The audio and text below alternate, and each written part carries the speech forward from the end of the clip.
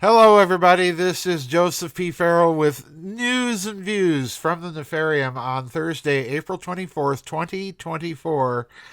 And the Nefarium has just ratcheted up the game. And for those of you who've been paying attention, you already know what I'm going to be talking about. For those of you who haven't, I'll be filling you in just a second. However, first we've got to take care of the house cleaning and housekeeping. Please note I've had to move tomorrow afternoon's vid chat to Monday due once again to the threat or potential of rainy severe weather. I am absolutely grateful for all of you with all of your patience that you're showing to me during these rainy season vid chat scheduling problems. As you know, with storms, it's very hard with my little dog to keep her calm during storms. So that's problem number one. Problem number two is the threat of severe weather can happen so quickly. I've got to gather her and me, get a scared, trembling dog crouching in the corner or under some furniture somewhere to trust me enough to get into my hands and for us to run out back to the storm shelter. So this is the reason I take the extra precaution. Now on Monday, I moved the vid chat from Friday to Monday. That does not mean the deadline changes. The deadline is still tonight, this evening, Thursday at 10 o'clock U.S. Central Time to get your comments and questions posted. But wouldn't you know, having just moved the vid chat to Monday, they're now saying that there's a chance of some very severe weather on Monday. But they're also saying that it will be late. So what I'm going to ask everybody to do is keep an eye peeled and be ready. I'm probably going to start the vid chat Monday earlier, maybe as early as noon U.S. Central Time. So that's the news on the vid chat. So without further ado, let's get to the Nefarium and its activities today.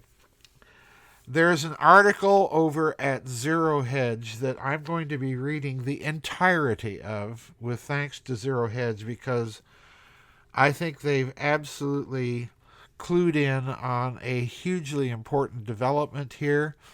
And it's one that I'm anticipating is going to make its sudden appearance in this country, and I'm going to tell you why in just a minute. The article ran on Tuesday, April 22nd, and the headline is, listen carefully, ATM, automated teller machine, that melts gold down, sends funds to account, spotted in China. And here's the story. Quote, with Chinese traders continuing to send physical gold premiums higher, a new automated teller machine, or ATM, has been spotted in Shanghai that accepts physical gold, melts it down, determines its purity and weight, and then sends funds to one's bank account within 30 minutes. The machine, made by China's Kinghood Group, will accept any gold items weighing over 3 grams and of at least 50% purity, and it will process it and transfer the equivalent value straight into the seller's bank account within 30 minutes, according to India Today, which notes that, quote, no paperwork or ID is required, unquote. Thanks to rising gold prices, people are lining up to cash in their old jewelry, reports mention.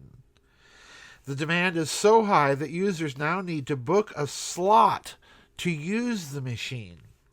Reports say all appointments are booked until May, reflecting its strong demand as per ChinaTimes.com. In one demonstration, a 40-gram gold chain fetched 785 yuan, 785 yuan per gram. The total payout, over 36,000 yuan, credited to the seller's account in half an hour, according to the publication. Chairman of RPG Enterprises, Harsh Gonka, posted to X, quote, gold automated teller machines in Shanghai drop your jewelry, it checks purity, melts it, calculates the value, and credits your account instantly. unquote, adding, quote, if this comes to India, traditional gold lenders might need a new business model, unquote. And there you have it. Now, what I found so very interesting about this story is if you are a regular follower of the website, my website, you'll know that increasingly I've been concerned about the appearance of these state bullion depositories. This began very slowly a few years ago with Texas opening a state bullion depository. And at the time, I was thinking that, this is going to be an interesting development, maybe a good development, if they handle it correctly. Notice the qualifier.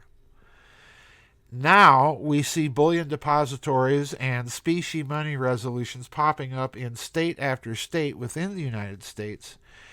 And what they're telling people is you bring your bullion, your gold or silver, to the state bullion depository, and the state will create an electronic transfer system, and you will be able to spend your gold and bullion via that electronic transfer system at places of business, and voila, we will have a gold-backed currency. Okay?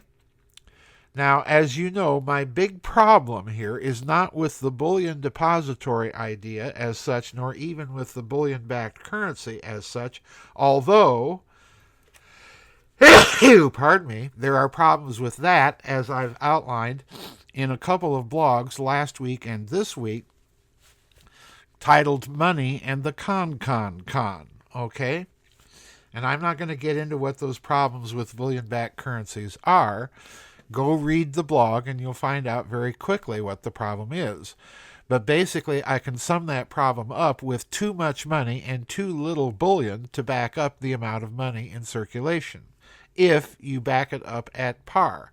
And this is where the bullion depositories come in, because the electronic transfer system will be able to calculate the very minute fractional backing of microspecks of gold or silver per dollar. In other words, there will be no reason with the electronic transfer system to revalue the money in terms of the bullion on deposit. The problem is the electronic transfer system itself, because you are surrendering your sovereignty to a state bullion depository that may or may not be worthy of your trust, and which can adjust on its whim the amount of money supposedly available to you on your debit card. So what you need in such a system are circulating bearer certificates, like the old silver certificates that I used to spend when I was a kid, as a boy. You need a bearer certificate that you can take to any bank and get your silver dollar in return for that $1 silver certificate or what have you. In other words, you need to be able not only to spend your electronic transfer system gold, you need to be able to take that gold and silver into a place of business, plop it down on the counter, and buy a haircut or buy some groceries or buy some gas or whatever. And that's the problem, because without that, you don't really have a system of gold-backed currency. And the problem with that is you have to revalue the circulating currency so that you can have the gold or silver in hand in order to use it as money. That's the problem. So now we have a place in China using automated teller machines where you will simply take your gold and I suppose eventually your silver and deposit it in the machine. The machine will do an on-the-spot assay, which again you have to trust the machine to be able to do the assay, which will do the assay and then deposit the funds in your account. So notice what's happening at the automated teller in China. You are surrendering hard assets, gold or silver, in this case gold, in return for paper certificates that are calculated on the basis of the market value of the gold that you're bringing. In other words, they're giving you a whole lot of nothing for a lot of something. Okay? This is the problem. You cannot, by the same token, as far as the article is concerned, there's no indication if you can take that amount of yuan that you just got from your gold and go back to the ATM and deposit the yuan and get a certain amount of gold from the ATM. Follow me? So in other words, this is a one-way transfer. It's a one-way exchange. It doesn't work in both directions. Now, what I can imagine is going to happen, quite frankly, folks, I've been waiting for this development, because what you're now going to see happen, I'm going to make a prediction, you're going to see a similar thing begin to emerge in the United States, in those states that have already passed these bullion depository laws and electronic circulating debit cards to use on the basis of what you put into the bullion depository. Now, some states have indeed made it clear that they want convertibility. In other words, you can take your debit card to the bullion depository and get your physical gold and silver out. But what they're missing in many cases is the ability to spend that gold and silver, the physical gold and silver itself. That's what's missing here. So I suspect that what we're going to see is so-called automated teller machines emerge in this country. Bring us your gold, bring us your silver, deposit this in the state bullion depository automated teller machine, and we'll give you a little debit card or whatever that you can go and spend your gold and silver, minus the fees, of course, that it takes us to process all of this. This, to me, folks, is nothing other than a gigantic scam, and it's an asset grab. In this case, the hard asset of gold and silver. Now, notice that in the American system, you're not even getting the paper wand to be able to spend at a local place of business. You're getting electronic blips on a screen. So, in other words, a whole lot of something for a whole lot of nothing. Okay? This is a system that just absolutely gives me the willies. I hope it does you. I know there's all sorts of people out there that think, oh, this is going to be the greatest thing since sliced bread. No more central banks. We're going to have a gold-backed currency again. Oh, huzzah, huzzah.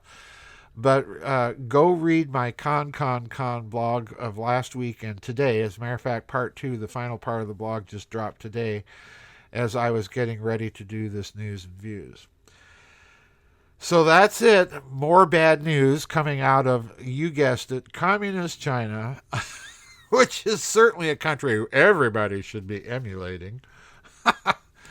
Anyway, that's it for today's news and views. Once again, don't forget the vid chat, which normally was scheduled for tomorrow, has been moved to Monday. And the likelihood is that I will start that chat very early, perhaps as early as noon on Monday, to be able to get the chat done before any severe weather happens. Please be aware that there is a possibility of bad weather again on Monday, and even in the middle of the vid chat, I might suddenly have to get up and run to the shelter. So keep your fingers crossed, folks. I just hate this time of year. I wish we could have just plain rainy weather without always having to deal with the threat of severe weather. Notice that we're not having that anymore, just rainy weather. Anyway, that's it for today's news and views. Thank you for tuning in, everybody. Bye-bye. God bless, and we'll see you on the flip side.